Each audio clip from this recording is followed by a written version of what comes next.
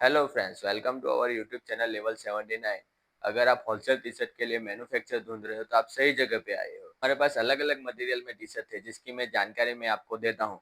जैसे कि 180 GSM regular, 200 GSM oversize, 240 GSM French terry cotton.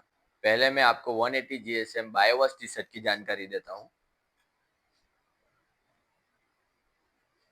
ये वेरिएंट में हमारे पास 13 से 14 कलर रेडी टू स्टॉक में रहते हैं।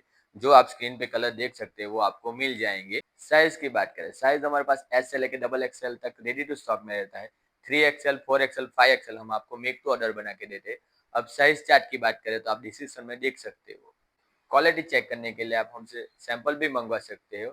प्राइस और एमओक्यू की बात करें तो आप स्क्रीन पे दिए गए नंबर पे हमें कॉन्टेक्ट करें। क्वालिटी की बात करें तो आप टी शर्ट का मटेरियल देख सकते हो, स्टिचिंग क्वालिटी देख सकते हो। साथ में हम साइज टैग और वॉश केयर भी प्रोवाइड करते हैं। इस वीडियो में मैं आपको 200 over size, 240 GSM over size French terry cotton T shirt की जानकारी दूंगा।